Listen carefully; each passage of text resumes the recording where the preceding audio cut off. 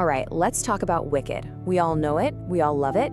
The incredible songs, the Emerald City. It's just this huge, dazzling musical. But what if I told you there's a much, much darker story hiding right there in plain sight? It all really boils down to one simple question.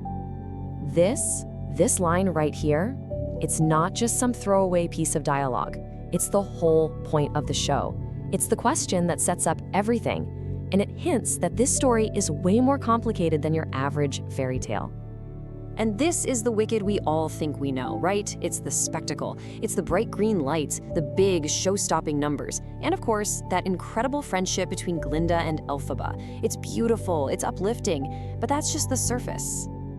That's the real question we're digging into today. Because once you start looking closely, you see the cracks in that shiny emerald facade. And you realize this story isn't really about magic, it's about manipulation. So that's where we're going. We're going to step out of the spotlight for a bit and peek into the hidden shadows of Oz. I'm gonna lay out 5 key truths from the story. And these aren't just little details, okay? These are total game changers that shift the entire narrative from a simple story of friendship into, well, a political thriller and a really devastating personal tragedy. Let's start with maybe the most famous song from the show, For Good.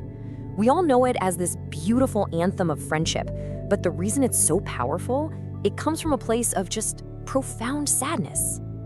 Just look at this contrast. What we hear is this uplifting song about how people change our lives for the better. But the devastating truth, the context of the scene, is that this is a final goodbye. Elphaba and Glinda are singing this because they genuinely believe Elphaba is about to be captured and killed. This is it. This is the last time they will ever see each other. So that beautiful moment of forgiveness and acceptance, it's only happening because they think it's the end of the line.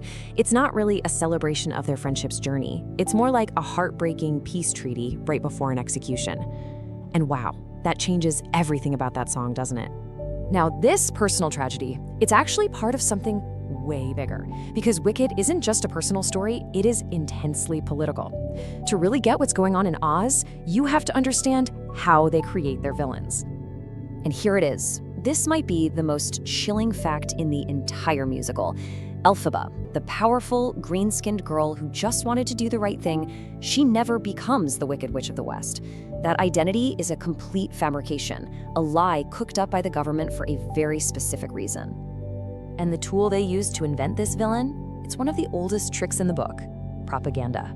The Wizard of Oz isn't some bumbling old man behind a curtain. He is a master of misinformation, and Elphaba is his #1 target. I mean, look at this playbook. It's so simple, and that's what makes it so terrifying. First, you create a public enemy. You take Elphaba's power, which people already don't understand, and you make it seem dangerous. Second, you control the story. You spread rumors, you tell lies. And third, and this is the most important part, you use her to distract everybody from what's really going on, your own corruption and the fact that you're stripping the animals of their rights. He makes Elphaba the monster to hide the fact that he's the one really terrorizing Oz.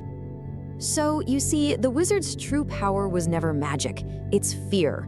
He rules by creating a threat and then telling everyone he's the only one who can save them from it. And that, right there, is so much scarier than any magic spell.